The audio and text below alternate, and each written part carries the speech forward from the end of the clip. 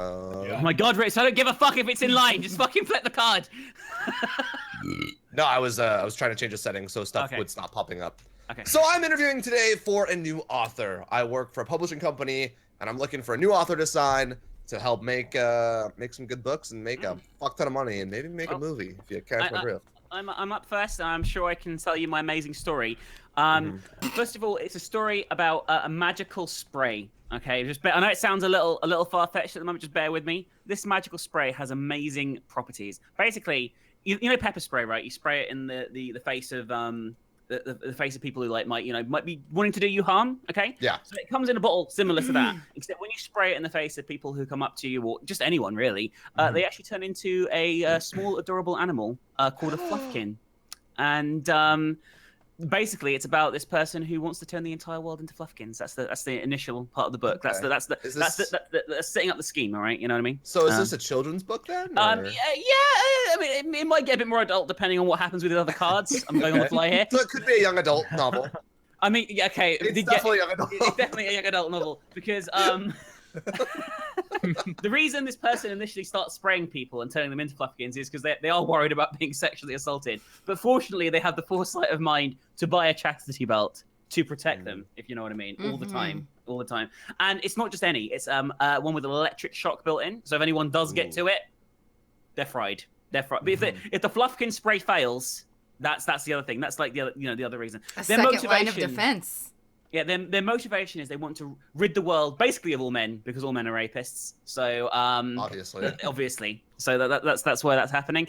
And finally, I mean, I can write this book really fucking fast. I can have it on your desk within the hour, if I'm honest with you. Wow. It's already written, pretty much. It's already written. I've already come up with the branding. I've already come up with characters I can say that are gay 5 years down the line when the fan base is chomping at the bit for more tidbits of information. Yeah. I've already written the movie scripts, and wow. I've already made some Fluffkin merchandise as well. So Now, what is the title of the book? It's called Fluffkin's Favorite Rape. That's a very Minx title. It really is. It really is. We're gonna actually need more of these. So let's Doxy, if you wanna. Yeah, absolutely. Hi. Yeah, I'm an aspiring author. And just a little bit about me first before I get into my story here. Sure. Is that I weigh exactly 1 pound. So I'll be really easy for you to cart around to do book tours and book signings. So I just feel like I'm the smart choice. I'll go right in your carry-on. You're only gonna have to pay for travel for yourself. So just to talk a little bit about my book here. It's about a struggling drug addict that has he's come on hard times.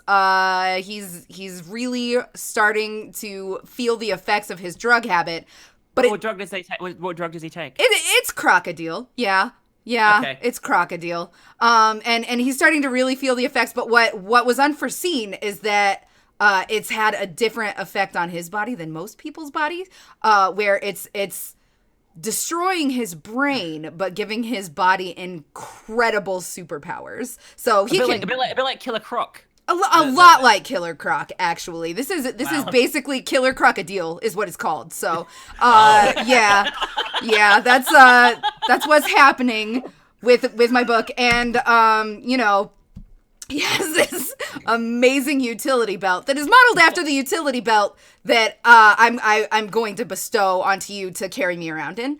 But he keeps all of his needles and spoons and cotton balls and stuff in there, so that whenever he has to fight somebody, it's just with him all the time. There's no need to find an abandoned shack or anything for him to go shoot up in. He can just do it on the fly. So it's a really good book. I only weigh a pound. I really think that I'm the smart choice here.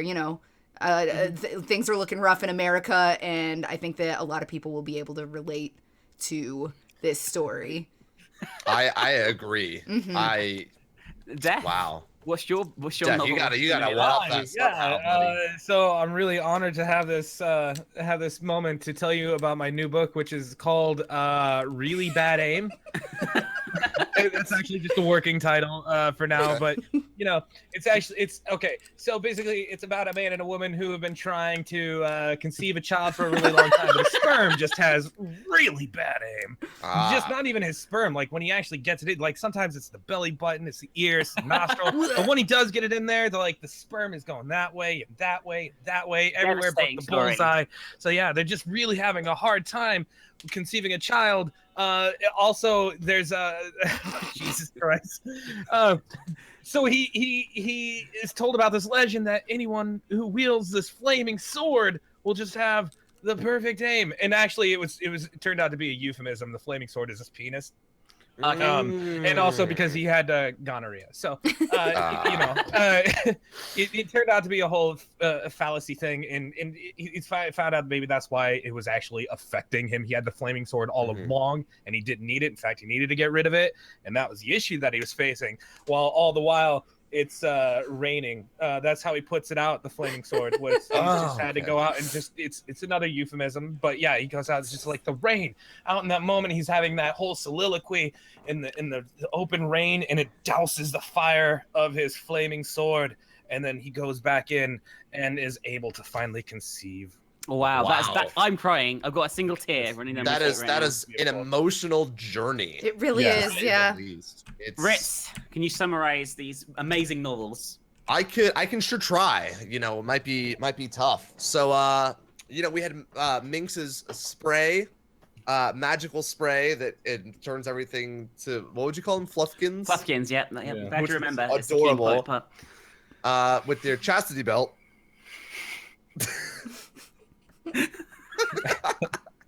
Just can't. But you can write it really quickly, which is really good. Good turnaround. You have everything done. You're ready to go. You're ready to start a franchise. Yeah, I'm ready to go. Ready to go. Start the Fluff King franchise. Yeah. Doxy weighs exactly 1 pound. So basically, if I needed to send her anywhere, I could just put her in an envelope and ship her somewhere. Flat rate envelopes are your friend and mine too. Very comfortable. Yeah. And her story is obviously about that drug habit. The was it Dr. Crocodile or whatever? Killer Crocodile. Killer Crocodile. Sorry, my bad. I was thinking of Dr. Octavius for some reason. And so the chastity belt, you have the utility belt that the character has for all their needles, but that I also get to carry around to carry you around, which makes me wonder if you have a drug habit. Yeah, you also have a drug habit, which is why you weigh 1 pound. Gotta think about that. I'll never tell. Although those autobiographies do real well. So that's important. And then, of course, definition. Really bad aim. Currently, the title, the working title, where he has his flaming sword, which is, really just means he has gonorrhea. And for some reason, the sperm are really dumb. But the rain, bleach, or whatever it ends up being, what fixes his gonorrhea. Fixes the gonorrhea, and then they can conceive. Hard hitting is what Get I it now. I got Lifetime on the fucking hook already, waiting for a movie for this. I mean, you really do have a hard time ahead of you. Man, honestly, I gotta go with Minx because she has everything ready for me. Fantastic. I mean, I knew you'd see sense. Fluffkin's favorite rape. It's going to be the best-selling young adult book of the year. Oh, jeez. I forgot about that fucking title. Right, I'm interviewing next, so let's see what I'm interviewing for, guys. Are you guys ready to impress me? Because I'm interviewing for a bartender, and I need some dank cocktails made. All right. Dank cocktails. Doxy, you're up first. Off you go, Doxy. All right, yeah. My drink is called the Self-Loathing Red Panda. It's got all kinds of cinnamon. And little known fact about Zero Doxy is that she hates the taste of cinnamon, so you don't have to worry about me getting high on my own supply. So, loads of cinnamon in there. It does great for, you know how people go to the bar to hook up. It's great for your breath. Like, you're never gonna have shitty breath when you're drinking the Self-Loathing Red Panda. And it tastes like grass. a little bit, which is really great for actual red pandas. So it's great for the red panda population, which is steadily declining. And they're always gonna have really great breath because it's gonna taste like cinnamon. So beautiful. I mean, that is the greatest cocktail I've heard of so far. Yeah. But maybe it can be topped by Mr. Definition, who is interviewing next here. So, what can you bring to the table? I actually used to be a bartender, and I used to work at the world-renowned Original Sin. Nice. Wow, I've heard of it. Which was previously called Sodom and Gomorrah, and then got bought out, and they changed it to Original Sin. It's a whole long story. But I used to be. The thing is I'm not a bartender, and you don't want a bartender. I'm a mixologist, and I will give you the Original Sin experience every time at your bar, along with I'm tasteless. Okay, yeah. And I have no problem serving the shittiest drinks to the shittiest customers all the time. You won't get any nitpicking from me because I just, you know what? I don't care. I'm there to make money and there to make you money. Because that's what you need. You're also a mixologist, though, as well. Yeah. But I make shitty drinks, but I make shitty drinks really fucking well. I will deconstruct a rum and coke for you. It's great. It's fantastic. But also, I do this really neat trick sometimes where I actually serve flaming shots from my taint. I just pants down, ass up in the air on the bar. I just pour, a little rum, a little sambuca in there, something overproof. Woof, light it on fire. Bam! All you gotta do is stick a straw in there and drink it right out of my taint. In your taint? Yes, I call it. It's called the Original Taint. Actually, beautiful. It's real good. Beautiful. No, that was pretty impressive. Christ. But Ritz, can you top this? I mean, I don't top anything, but it's actually not true, but it's a good joke. So I'm a pretty cool bartender, I think. And I can be passive aggressive with the best of them. Sometimes you have really shitty people and douchey people come up to your bar and they try to act all important, like, my ego is the most important thing in the world. I can be super passive aggressive against them and get the shitty people out of the bar, so the bar has the fun environment that you want and need. That's very helpful. That's very helpful. What's next? I can be kind of indecisive, which is actually a positive, I think. Or can you be? I don't know. I could not be.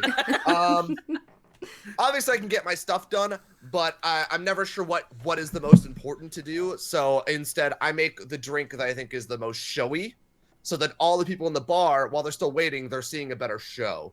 But maybe you shouldn't do that. Maybe I shouldn't. I don't know. I don't know. It kind of, things just happen, but people seem to like it, so I think it's fine. And we actually we have massage oil on. At my bar, so if anytime just the sexy ladies come in, the sexy ladies come in, and I can also offer them a massage, and just help them have a great relaxing time while they're out. Does it have a happy ending? It does if they pay extra. Oh, very smart. I like business acumen. Business acumen, very good. All right. Okay. Let's sum up what we have here. We have Self-Loathing Red Panda, the grass-flavored cocktail from Zero Doxy, which is apparently amazing and definitely would bring all the red pandas to my bar. You know what I mean? We have Original Sin, the nightclub, the famous nightclub where Definition used to work. He is tasteless, so he doesn't really give a fuck about his work, but he's also great at it at the same time. And he does do an amazing party trick where he pours sambuca through his taint. And then we have passive-aggressive Ritz, who's not really sure if he's passive-aggressive or not. He might be, but we don't really know. And he provides massages with a happy ending at the bar. I'm going to have to go with... I'm very sorry, but I'm going to have to go with Definition. That is a health code nightmare. You're going to regret that. Why do you think Original Sin closed in the first place? I think that was very good. All right. Okay. Doxy, you are interviewing next. Yeah. All right. Come on in, Slam. All right. Okay. All right. So today I'm looking for somebody to fill the role of the psychic It's a phone psychic, by the way. Okay. Yeah. Oh. Basically, I don't even need to flip these cards. I already know what's on them. But for Oh, please demonstrate. posterity, I'm gonna Please go ahead and demonstrate flip them, first. and let you know that most psychics like to use their crystal balls and shit like that. I got a gold cross. It basically, I don't even actually know what it's for. I don't need it. I'm the psychic. I'm an actual psychic, but people like to see it. Especially, we're living in a country where like our biggest religion is crosses. That's our religion. It's crosses. That's the religion. Our biggest religion is crosses. Can I get that on a t-shirt? Crosses. And I'm always going to win Jesus, cross. tic-tac-toe with this motherfucker. Always going to win tic-tac-toe with it. Also, fucking, I do this thing with, wow, I'm getting the worst cards for this. I take a lock of your hair with some scissors, throw in a bowl, burn it, shaboom! Sim salabim. I got it. Put on the display. Yeah, like all the messages show up in smoke from your burnt Wow. sticky hair. That's very And it'll I thought this was the phone psychic, though. You'll take my word for, you know what? No one uses the phone anymore. It's all Skype. I'll just put it on the camera. Oh, okay. All right. Video call. That's fair enough. Absolutely. And then, but it's perfect because I have no sense of smell, so that burning hair can burn for days and days and days. And they won't see it because they won't smell it because they're on the other side of Skype. I'm on this side of Skype, and it's never gonna stink up the place for me because I can't smell it anyways. And and that's why you should hire me as your psychic. All right. I will let you know. Fucking cards in the world. Yo, you pulled that out. The fun. I'm kind of proud of the way you played that right now. All right. So Ritz, up next. Let's have a look, shall we?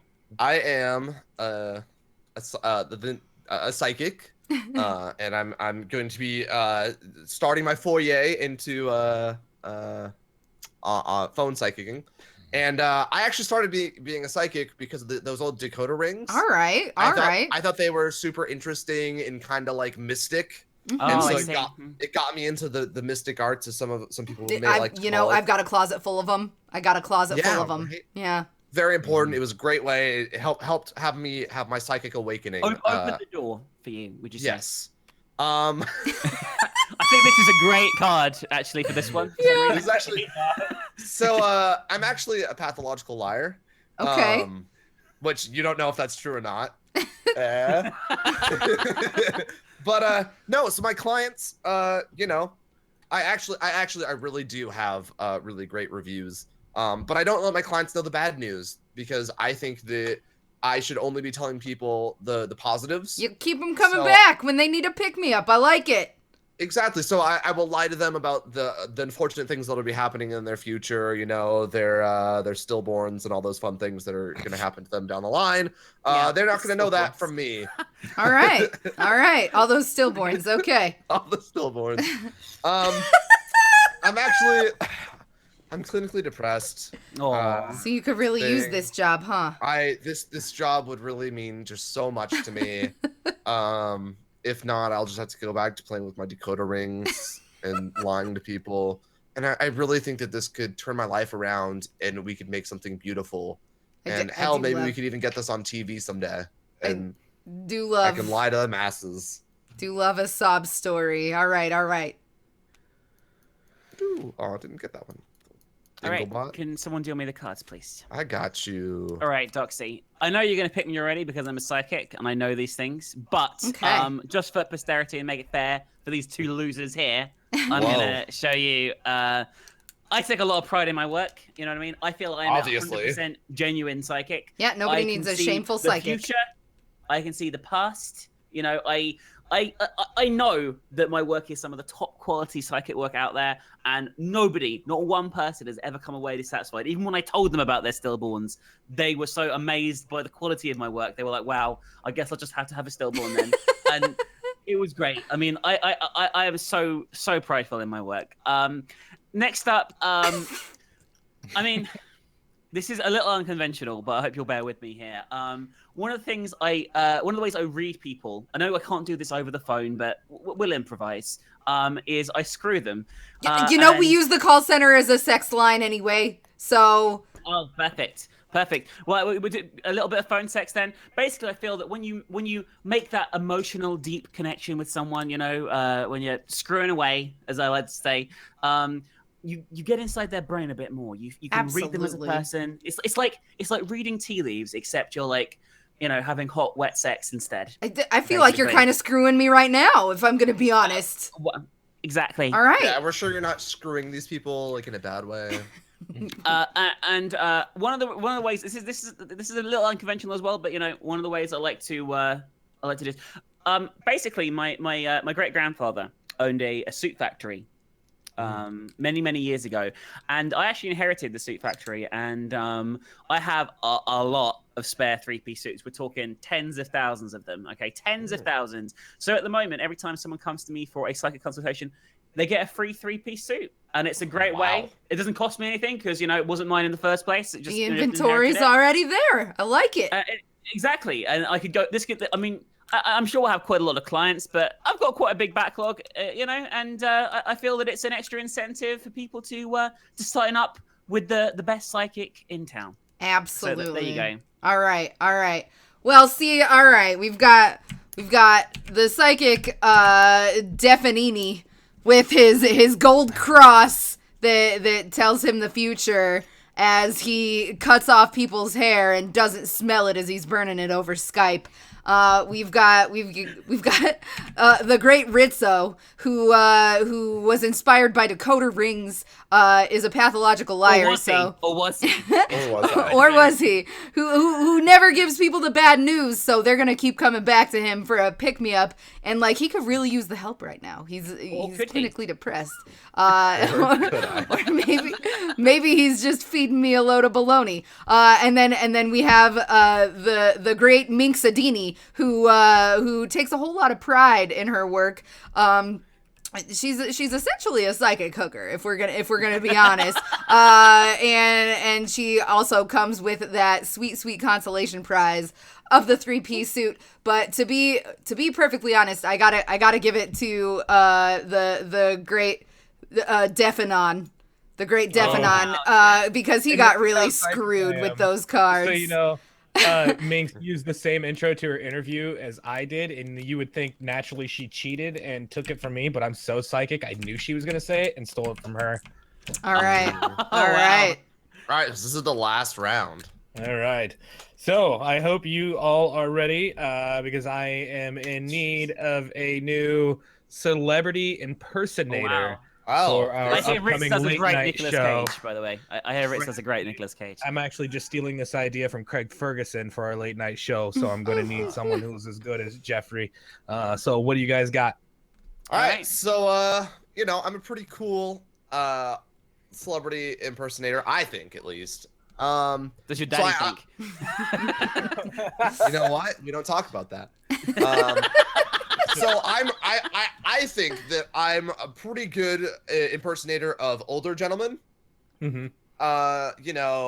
Daniel Craig, Pierce Brosnan, the dad types, the hot dad types maybe. I don't know. I have daddy issues, so we're gonna leave that at that. I might be slightly self-entitled, but it also means I'm very good at impersonating these self-entitled Kardashians, people like that. I have a very, very wide range of people I can impersonate, and impressive. it's a great skill to have. I also have a phenomenal six-pack. So you need someone to play Zac Efron in Neighbors? I got you.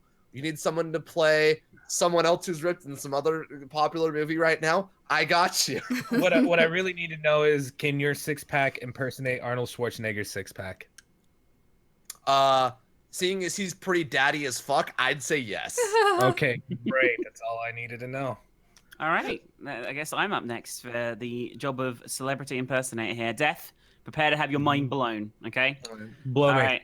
I mean, I'm really shallow, so there's nothing more shallow than a fucking celebrity, if you ask me. Like, most of them are really just, in it for their looks and for the money, and so am I. So I can relate to them on pretty much every level. So I think that gives me a deep connection with pretty much all celebrities, if I'm perfectly honest with you. So that's always a plus. Next up, I have the best, outrageous French accent. You will love how I sound. You know, people say I sound like you know, all of those French celebrities. You know, I can't think of Ryan anyone's name. Philippe. That one, yes. I sound He's exactly American. like that. Can you do me a quick favor? Can you laugh with a French accent? Of course they can. They can do the most perfect French accent in the whole world. That was almost German shit, but you know what I mean. You know, I'm going to keep talking in this accent for the rest of this bit because I do want to demonstrate. But I can also do a Spanish accent because my stage name is El Diablo. That's Spanish for what now? The devil. Okay, Probably. Maybe, I think. And the reason they call me that is because I do a great celebrity impression of the devil. He's one of the biggest celebrities out there, quite in demand, I feel. So Halloween parties in particular, you know what I mean? Right. I think I get it spot on. So they're the reasons that you should hire me as a celebrity impersonator. Or should I say celebrity impersonator? Perfect. The wow factor's there. Let's see what our last one is. All right, so I'm gonna let you know right away that my specialty is child acting. I do really, really well with the child actors. This is a really risky play. That's why I'm doing it. Bear with me. All right. And just to let you know, I got that spirit. I got that childlike spirit. I actually do the little girl from the movie Spirit perfectly. You do the little girl. Come on. Keep it clean over there. Child actor present. Also, I have tons of merit badges. So if you need me to impersonate a Girl Scout, no, I wasn't. But I do have the merit badges, and I can. They're just for show. They're for dress. Can I ask where you got these merit badges? If you no, were a you Girl cannot. Scout? And finally, my decoder ring. I got it. I got it. Yeah, specifically.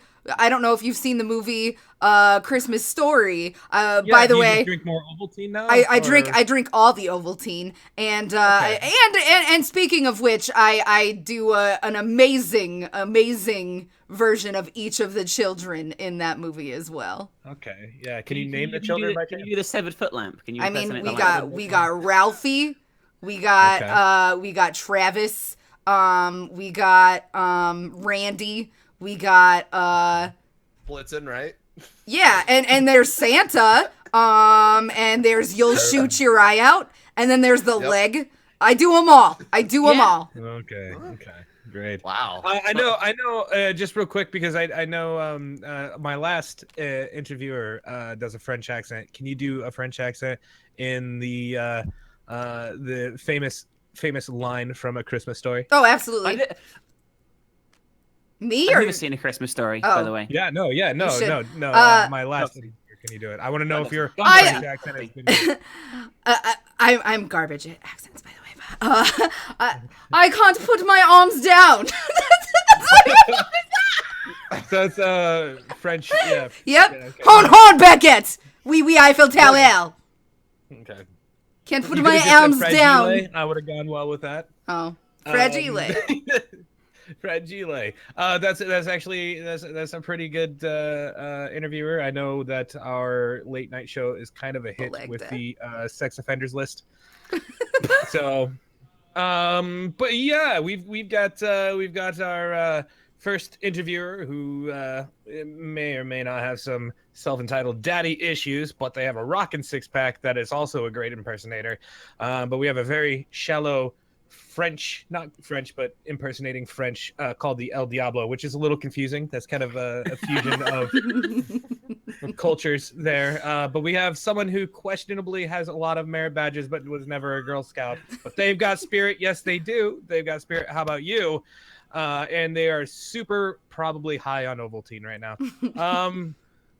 This was a really hard one, but I think I'm going to have to go with the merit badge girl. Oh yeah. Nice. I have been robbed. That is what I think. It's okay. I got last, and I didn't have to do an impression, so I'm happy. I can't do accents to save my life, by the way. I'm so bad at them. I'm going to draw a random one, because this is the last thing we always do. Actually, we should all probably have 3, because that's more fun. Yeah, so everyone, we're going to take a random job, okay? Now we have to explain how our 3 jobs work together. Okay. So we'll just go down here. I'm just going to put a 4 here real quick, and we're just going to... Actually looks really shitty because. So do I have to pick new ones, or am I using the ones that I have over here? No, you use the ones that you have. We're getting 3 because we don't have them. We should all just put them pretty much like. We can flip them all over. It doesn't matter. Why? How do I spin these? I don't have my fucking clue. How do you spin? Like rotate? Yeah. If you right click on it, it'll tell you. It's Q or E.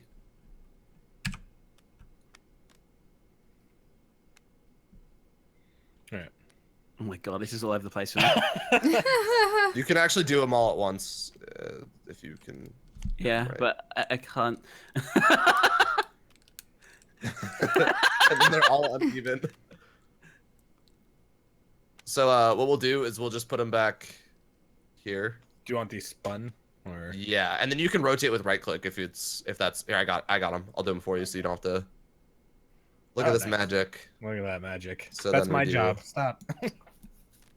Hey, you don't tell me what you do and don't. Minx. Let me fix that for you and let me draw you a nice little 4. Well, it's gotta be blue because it doesn't match. Minx thinks she wins. Okay. All right, so Def, do you want to go? Like, I guess you're going first. So. Okay, yeah. So what am I doing now? So you are combining the 3 jobs that you have been given. Yeah. And you're gonna try to string them together or make one big job or be funny. Oh yeah, no, this is easy. I'm actually a psychic bartending magician. You know, that's what people don't just go to bars to drink and have fun. They want to be wowed by the bar. They want a bartender who really gets into it. And nothing really gets the crowd going than knowing their drink before they even order it. And then you're doing a little magic trick that may or may not involve my taint and a bottle of Sambuca. And poof, smoke, fire. It's all really good stuff. And don't tell the Health and Safety Board. Perfect. All right. Perfect. Yeah. So obviously I won escort because I'm the best escort. And I also happen to be dominatrix. Well, that's lucky. Which means I'm the kinkiest of all of the escorts. I can be any. What is Minx? Okay. I thought she was gonna draw something else. I was really worried for a second. But you know, when this doesn't pay the bills, I'm also a used car salesman. So I have those talking abilities as an escort you would need to talk people into deals that maybe they wouldn't want to do because I'm shady as fuck. All right. I am a model. And that's how I got into celebrity impersonating, actually, because I just am so beautiful that, you know, people saw me and they were like, you know, you gotta try acting. And I tried it and I wasn't that great at acting, but the impressions I got down pat. And the way that I learned that I was any good at, you know, impersonating, and the way I got all those merit badges. The way I got all those merit badges was by being an intimidating drill sergeant, like, you know, from the movie Full Metal Jacket. So I scared. Yeah. I mean, I wasn't gonna tell you, but I felt kind of shitty about not telling you. So, you know. So you're like a child Arlie Ermy. Yeah, that's me. Okay. All right. I guess here we have. I have queen, author, and child actor. Start at the beginning, I guess, of the story. I was a child actor back in the 50s when I was born, and basically it was a hard time there. Lots of drugs, lots of rock and roll. Even at age 7, it was a tough life, but it did teach me a lot, and it allowed me to have lots of life experience, so I could become an amazing author and write such literary classics as Fluffkin's Favorite Rape, which is one of the best out there, if you ask me. And because the Fluffkin series became one of the most successful series of all time, I was able to get enough money to become queen. I just bought everyone. Just physically paid for everyone in the world. I became queen of the world, and that's Did how. you buy the king's affection? Is that what happened? Yeah. And then you probably murdered him. With his huge dick, and then I killed him. Sounds about right. The end! Well, thank you very much. This has been Funemployed. Hopefully, maybe we'll do it again. Yeah, that was a real good time. Yeah, that was real fun. Oh. And I win!